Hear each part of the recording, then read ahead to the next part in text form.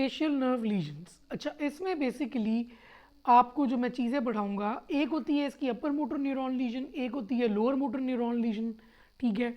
और इसके डिफरेंट जो है ना वो एस्पेक्ट्स होते हैं जो आपको पता होने चाहिए। तो ये मैं आपको थोड़ी सी डिटेल में पढ़ाऊँगा ताकि आपको ये पता हो। ये आ जाता है, CBSE वाले पूछते हैं ये अक्सर, ठीक है। तो ये आपको अच्छे तरीके से आना चाहिए टॉपिक। पहले तो ओवरऑल देख लेना कि फेशियल नर्व नॉर्मली क्या क्या करवाती है। एक तो रिंकलिंग करवाती है फोरहेड की, दूसरा आई शट करवाती है, ठीक है। तीसरा नॉस्ट्रल्स फ्लेम करवाती है, और ये जो है ना आपकी बेसिकली जो नेजोलेबियल फोल्ड है वो बनवाती है। चौथा स्माइल करवाती है और विसल करवाती है, ठीक है। ये कुछ फंक्शंस हैं आपकी फेशियल नर्व के ओवरऑल। अब फेशियल नर्व जो है, आपको मैंने बताया कि कोई भी मोटर चीज़ है, ठीक है। तो मोटर सिस्टम में आपको मैंने बताया एक अपर मोटर न्यूरॉन होता है, एक लोअर मोटर न्यूरॉन होता है, ये तो आपको पता था, ठीक है। अब फेशियल नर्व में जो इंपॉर्टेंट तरीन चीज़ है वो ये है कि फेस को दो हिस्सों में डिवाइड किया हुआ है हमने। एक अपर फेस है, एक लोअर फेस है, ठीक है।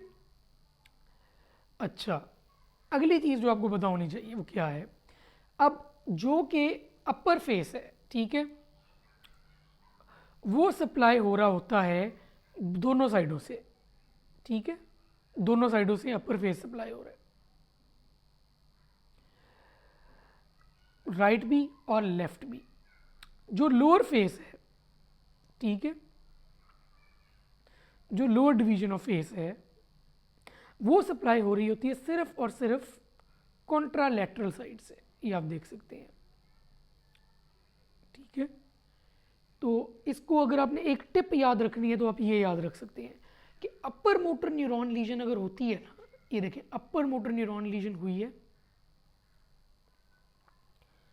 तो फिर क्या होगा कि अपर फेस जो है वो काम करता रहेगा क्योंकि उसकी डुअल सप्लाई है।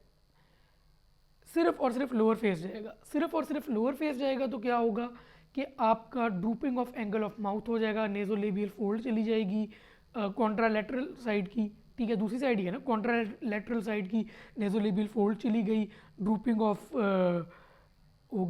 हो गई आपकी एंगल ऑफ माउथ, ठीक है। साथ ही साथ ये आपके सिर्फ लोअर फेस पे अफेक्ट आया है अगर अपर मोटर न्यूरॉन लीजन है, ठीक है। अगर लोअर मोटर न्यूरॉन लीजन है तो इप्सिलैटरली उसी साइड की मसला होगा। एक तो ये याद रख लें, और दूसरी चीज़ ये याद रख लें, मैंने तो इसको इस तरह याद रखा हुआ है कि लोअर मोटर न्यूरॉन लीजन है तो लो जी अब काम खराब हो गया है, लो जी अब काम खराब हो गया है, ठीक है। तो सब कुछ उड़ गया उस तरफ का, ठीक है। इप्सिलैटरल, इप्सिलैटरल काम खराब हो रहा है, इप्सिलैटरली, ठीक है। आई शट नहीं कर सकोगे, रिंकल नहीं कर सकोगे, नेजोलेबियल फोल्ड उड़ जाएगी और जो है वो एंगल ऑफ माउथ गिर जाएगा। सिंपल है, कोई मुश्किल काम नहीं है। लो जी अब काम खराब हो गया है उसी तरफ, ठीक है। Ipsilateral lower motor neuron legion सब कुछ गया, अपर मोटर न्यूरॉन लीजन में कॉन्ट्रालैटरल दूसरी साइड का सिर्फ और सिर्फ जो है वो गया नीचे वाला काम, ठीक है। बहुत सिंपल है, लो जी अब काम खराब हो गया, इसका ये याद रख लें। वही वाली बात है, अपर मोटर न्यूरॉन लीजन में डिस्ट्रक्शन ऑफ मोटर कॉर्टेक्स या connection between motor cortex and facial nucleus in pons leads to contralateral paralysis of lower muscles, ठीक है। फोरहेड स्पेयर्ड, ये ऊपर वाली चीज़ बच गई ना।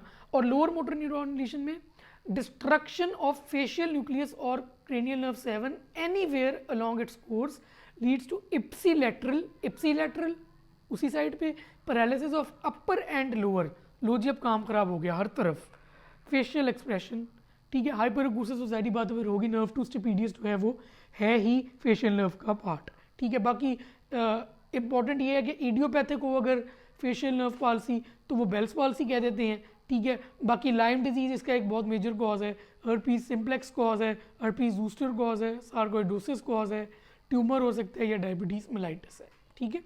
तो ये हो गई आपकी फेशियल नर्व लीजन्स।